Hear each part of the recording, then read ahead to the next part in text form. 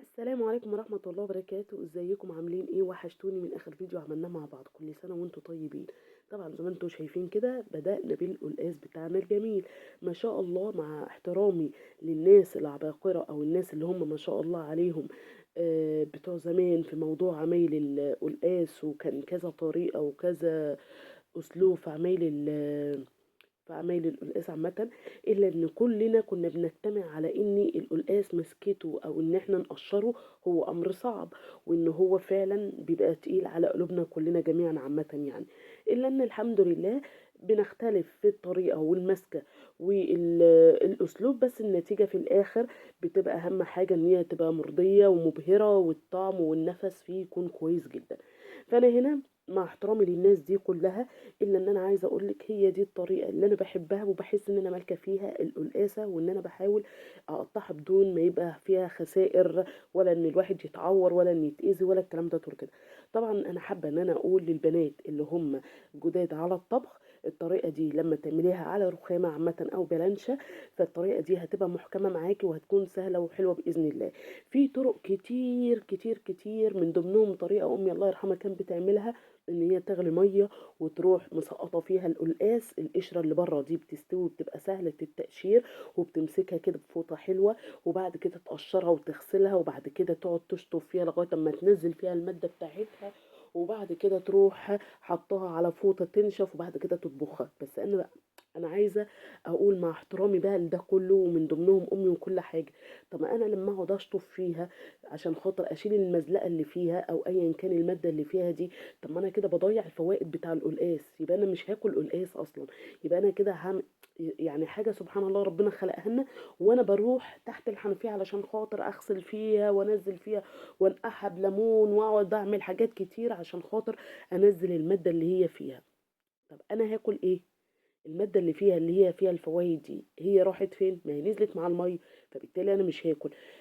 فانا هنا يا حبيبه قلب اختك جايه اقول لك من موقعي هذا ان الطريقه دي سهله وجميله. لو انت جديده في الطبخ اعمليها بالطريقه دي، صدقيني هتبقى جميله وكويسه. كل اللي انا بعمله بقشره بالطريقه اللي انت شفتيه، وبعد كده بشطفه تحت ميه خارجيا، وبعد كده ما بغسلهوش تاني. عايزه اقول لك بصوا انا بحاول اهو اقطعها عادي وسايبه الدنيا عادي قدامكم بيس يعني خالص. موضوع ان انا سايباها في الميه كده انا ما بعملهاش.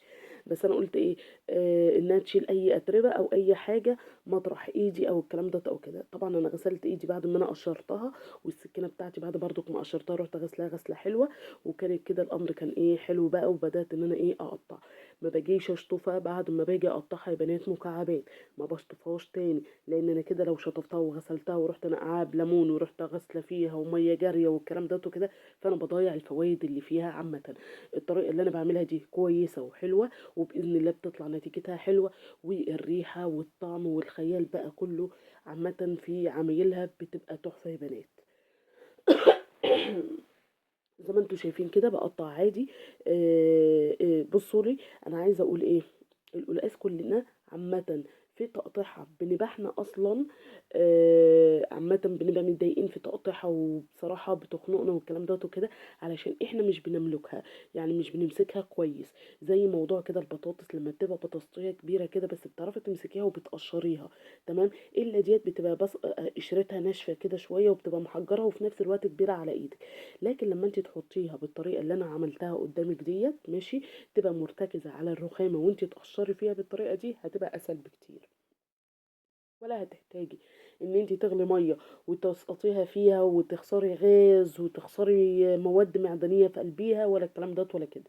الطريقه دي بصراحه انا حبيتها. كنت الاول بعمل الطريقه التانية، وكنت بعملها زي ما امي الله يرحمها كانت بتعملها وكل حاجه، بس انا حبيت ان انا امشي بالطريقه دي علشان خاطر الفوائد بتاعتها ما اخسرهاش عامه. فزي ما احنا قلنا مع احترامي للكل عامه بالطرق المختلفه الكتير اللي بيعملوا بيها، الا ان الطريقه دي محببه عليا وصدقوني هي سهله. انا هو اتقطعت بقى زي ما انتم شايفين كده، شطفت بقى كده يعني بصوا ما شاء الله شطفتها خارجيا كده وخلاص.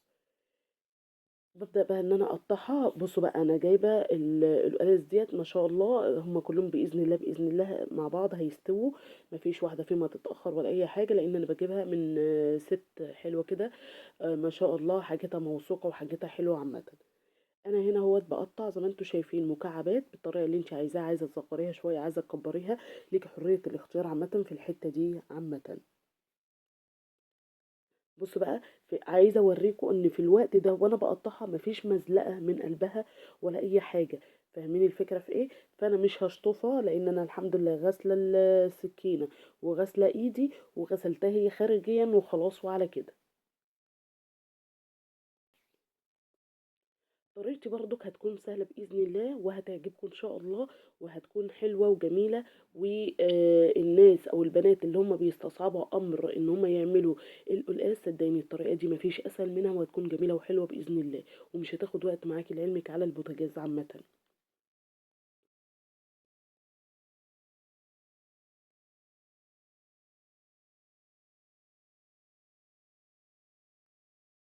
كده خلاص الحمد لله انجزنا وخلصناها والدنيا تمام. طيب الخضره بتاعتي اللي انا بجيبها في عمايل القلقاس، انا بجيب سلق وكزبره بس يا بنات، ما بجيبش ازيد من كده. حابه ان انت بقى تجودي من عندك وتحطي بالزياده او تحطي انت بطريقتك اللي انت معتاده عليها، انت حره. لكن انا بالنسبه ليا السلق وال واللهم صل على حضرة النبي الكزبرة. هنا بقى ما شاء الله الحمد لله الذي رزقنا من غير حول منا ولا قوة، اللهم لك الحمد. معايا كده ما شاء الله كام كيلو من اللحمة، او قولوا مثلا كيلو ونص عامة. ماشي، هي بصراحة كانت 2 كيلو بس في اكتريتها ما شاء الله يعني ايه ملبسة كده وحلوة، وبصراحة بتعجبني جدا، انا بحب اللحمة الملبسة يا بنات عامة. فانا هنا بجهز اللحمه بتاعتي عامه والتقطيع بتاعتي علشان خاطر ايه لما اجي ما بحبش ان انا مثلا بعد ما اسلقها وهي مثلا قطع كبيره وبعد كده اقطعها وكده، لا. انا بظبط تقطيعتي حسب المناب وحسب القطعه، ماشي عامه، عشان خاطر يبقى على طول بطلع. مفيش بقى ايه مسك تاني يعني اللحمه بالايد ولا الكلام دوت ولا كده. هنا بقى كنت خلاص الحمد لله خلصت. طب انتي سبتي لي القطعه ديت عامه، انا سبتها عشان كنت حابه ان انا اعملها يعني اشوحها كده ببصلايه واحط ملح وفلفل وخلاص وعليها والدنيا تمام يعني. نزلت هنا في الحله بتاعتي بعد ما سخنت بقى وكده وبقت تمام، نزلت بالماده الدهنيه بتاعتي بتاعت معلقتين بس فقط. تمام عشان خاطر ايه، انا عايزه اشوح اللحمه بتاعتي عامه قبل ما احطها. في حله تانية على البوتاجاز يا بنات بقى بحطها بميه تغلي علشان خاطر لما اجي اسقط الميه على اللحمه تكون الميه بتاعتي مغلية، ما تعمليش ريم ولا اي حاجة. الطريقة دي انا بقى معتمداها وطريقة حلوة وكويسة، باخد منها شوربة جميلة ونقية ومدهنة كده وتقيلة وحلوة كده يا بنات، تقدري ان انتي تعملي منها اي حاجة انتي عايزاها عامة. فانتوا زي ما انتوا شايفين اهوت بدات ان انا ايه بسيبها وبشوحها، ما باجيش لميتها ما بقلبش الا لما بقى انا شايفه ان هي غيرت لون عامه. طبعا هرجع اقول تاني كلكم ما شاء الله الله اكبر شاطرين في الطبخ ومش محتاجين اللي انا بقوله دوت، الا ان انا بقول يا بنات للبنات اللي هم مبتدئه في الطبخ. في بيبقى بنات كده ما شاء الله بتبقى محتاجه، بتبقى بسم الله ما شاء الله ماشيه حلوه وكل حاجه، بس في تكات كده هي بتبقى ناسياها، مش متذكراه والكلام ده وكده. فاحنا ما يعني ايه ما الا ان احنا ايه بنذكر بعضينا. فاهمين الفكره في ايه؟ هنا اهوت زي ما انتم شايفين بقى سايباها ايه انها بتتشوح عامه. هنا بقى ببدا ان انا اقلبها زي ما انتم شايفين كده لغايه اما تاخد من جميع الجهات اللون بتاعها الكويس.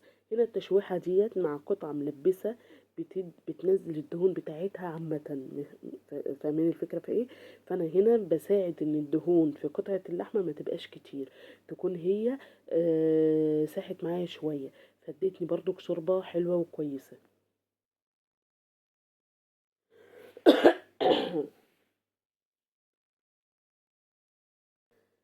هنا بقى بدأت كده ايه اخد جنبي كده في الحلة علشان انزل بقى بالتوابل بتاعتي عامة.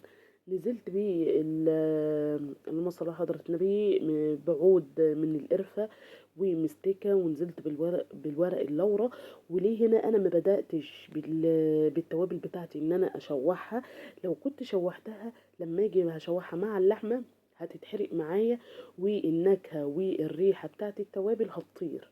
معايا في البخار اللي بيطلع. لكن الطريقه ديت انا بحب اعملها، بتبقى طريقه ما شاء الله كويسه، ان انا ما بتكش عليها في التشويحه التوابل بتاعتي، وفي نفس الوقت بتاخد من بهاريس اللحمه اللي هي نزلت في الحله، وبتديني نتيجه روعه روعه يا بنات. حطيت بقى، بصي التوابل اللي عندك، بصي انا مش هقول لك انك انت ايه يبقى انت ملزمه بتوابل معينه، لا انا حطيت كل اللي عندي حطيته. تمام، هتستكفي على ملح فلفل بكمون. تمام، مية مية، مفيش اي مشكله. سبتها بقى تغلي مع نفسها، وهنشوف بعد كده منظر الشوربه معانا. هنا بقى كنت انا ايه سبت كده الخضره بتاعتي كده منقوعه في ميه حلوه، وبعد كده نغسلها غسله بقى حلوه كده عشان تبقى ايه تمام.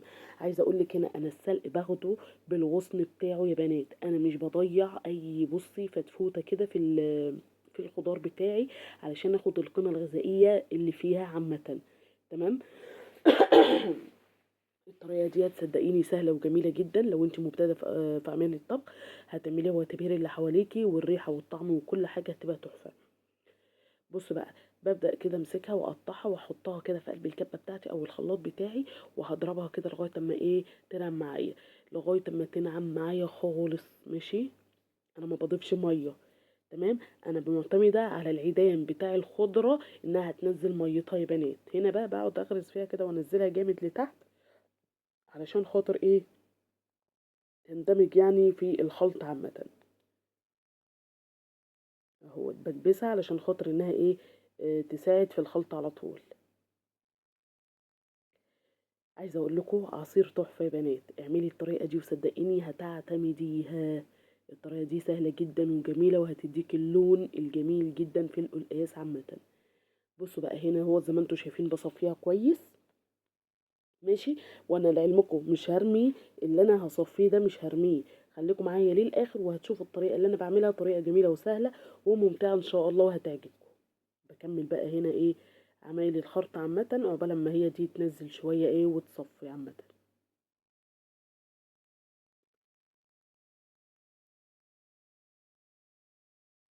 هنا انا قصدت ان انا اعملها على الحوض، علشان خاطر ايه لو في حاجه وقعت كده ولا كده يبقى في قلب الحوض، ما بهدلش الدنيا يعني ايه حواليا وكده.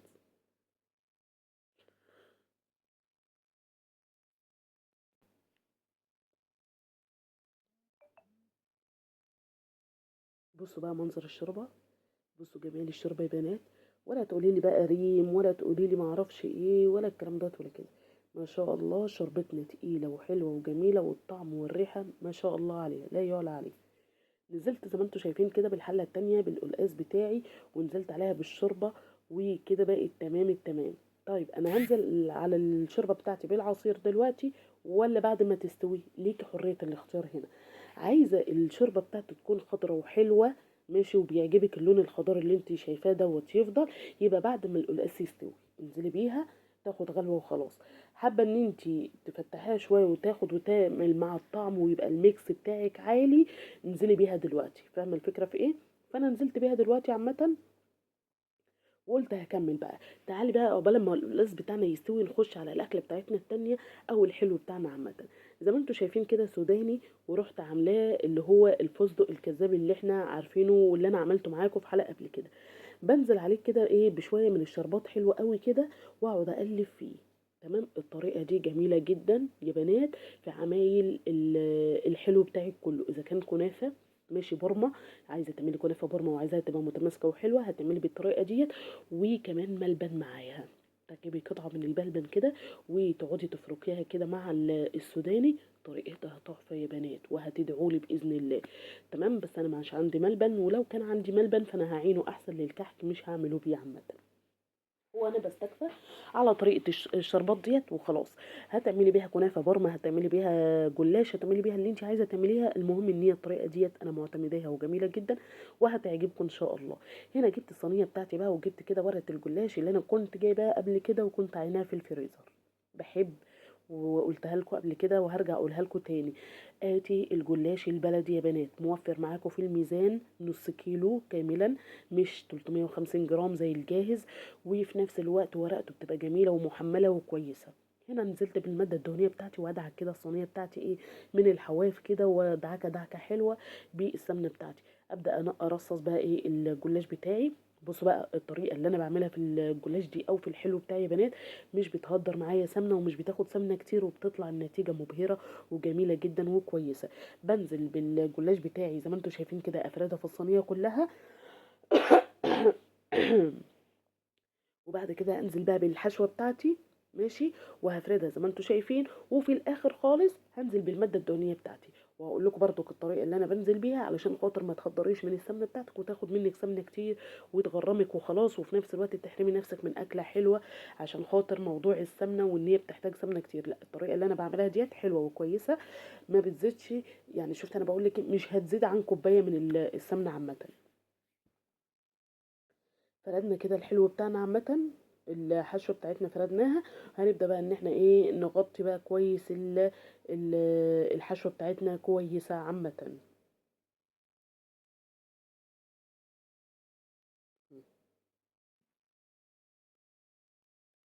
بصوا بتك عليها علشان خاطر الحشوة بتاعتي كمان تثبت وتتماسك مع بعضها عامة، وما تفرولش مني بعد ما انا بقطع الحشوة بتاعتي وكده، وتتهدر في الصينية عامة وكده.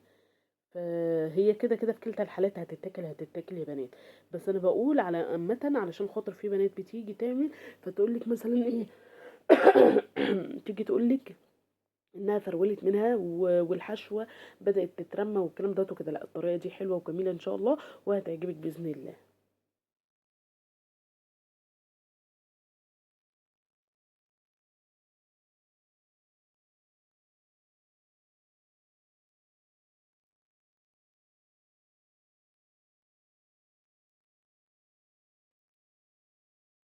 كده متهيألي ايه خلاص قربنا نخلصها وتمام كده. نبدأ بقى نقطعها قبل ما نحط المادة الدهنية بتاعتك. التقطيع دي بقى حسب اختيارك انتي وحسب الشكل اللي انتي ايه حباه عامة. بس انا حبيت اقطعها نفس التقطيعات اللي بتتقطع بره عامة في المحلات، ماشي. بتدي منظر جميل عامة في الاخر.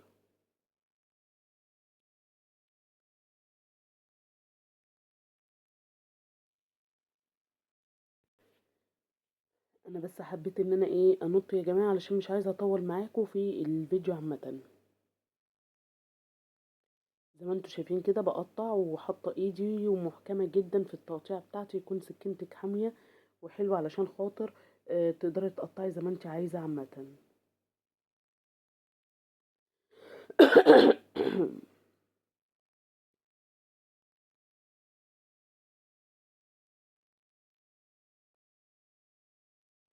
هنا في الاخر بقى كنت انا زهقت من التقطيع عامه، فروحت مقطعه ومكمله بقى عادي ايه عامه. يعني لو انتوا خدتوا بالكم في اخر قطعتين دولت مش متقطعين زي ما انا مقطعه بقيه الصينيه.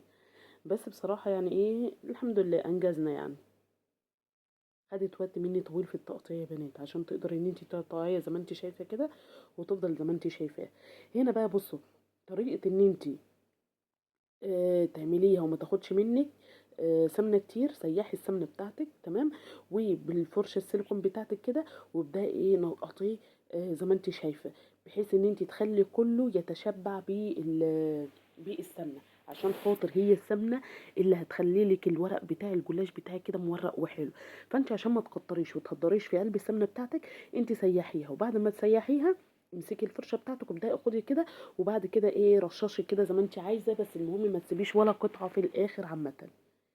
يعني بعد ما رشش بقى في الاخر هبدا بقى ان انا ايه اعملها على الورقه كلها عامه. هنا هو تبصوا بقى بدات ان انا ايه بعمل بالراحه علشان خاطر برضو الورق بتاعي انا مقطعاه فما ما يروحش معايا في اي حته تانية. اهو بصوا بعملها بالراحه لغايه اما اخليها كلها ممسوحه فيها السمنه. الطريقة دي جميلة ومعتمداها على طول، ما بتاخدش مني سمنة كتير ولا اي حاجة يا بنات. بصوا بعمل قطع قطع في مكان ايه كله مع بعض لغاية ما بشربها كلها للسمنة. بصوا اهو الطريقة كده خلاص الحمد لله. كده غلفناها كلها يا بنات بالسمنة، غلفناها اهوت الحمد لله بالسمنة. وكده خلاص. الفرن بتاعي انا كنت مولعه عليه مسبقا سخن، ما بدخلهوش الا على فرن سخن يا بنات. هنا بوريكم مش بسم الله ما شاء الله نفخت ازاي وبقى منظرها جميل وتحفه. ابدا بقى انزل بالشربات بتاعي وهي سخنه يا بنات. الشربات بتاعي كان جاهز عندي في قلب التلاجة بتاعتي، فما عملتلهاش شربات مخصوص ولا اي حاجه. بصوا المنظر. اللون بقى هنا حسب ما انت عايزه تاخديلها لون عن كده براحتك، عايزه تفتحيها عن كده برضو براحتك. انا حبيت ان انا اعملها زي البقلاوه اللي بتبقى لونها ابيض كده حلو، فاهمين؟ فما رضيتش ان انا اغمق اللون. هنا هو بدات ان انا اديلها منظر بس خارجي كده وخلاص. واحلى صينيه جلاش وطعم والله يا بنات تحفه، عجبتني بحق الله.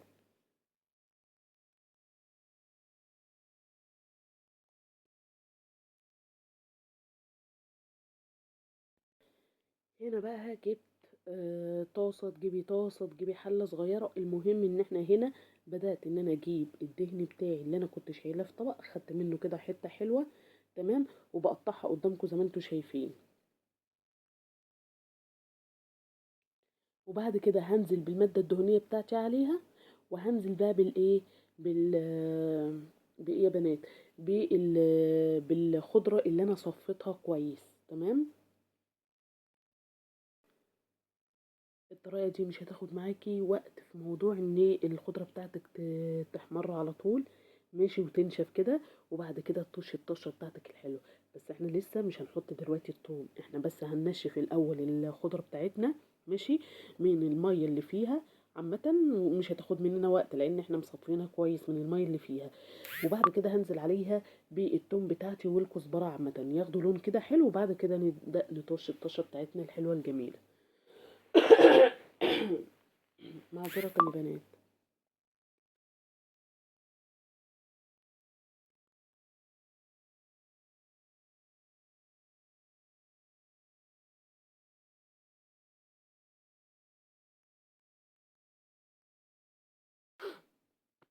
هنا بقى زي ما انتم شايفين كده نزلت بالثوم بتاعي كده وبشويه من الكزبره، نبدا نحمرهم تحميره حلوه وجميله. وبعد كده نشوف هنكمل ونعمل ايه بعديها. بس هو معروفه يعني عامه هنطش بيها القلقاس بتاعنا الجميل.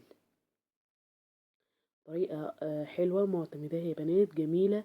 ما شاء الله لو انت مشيتي بيها البنات اللي هي الجداد في الطبخ صدقيني هتبهري اللي حواليكي بالطعم والريحه. وبصراحه جميله تحفه تحفه تحفه تحفه.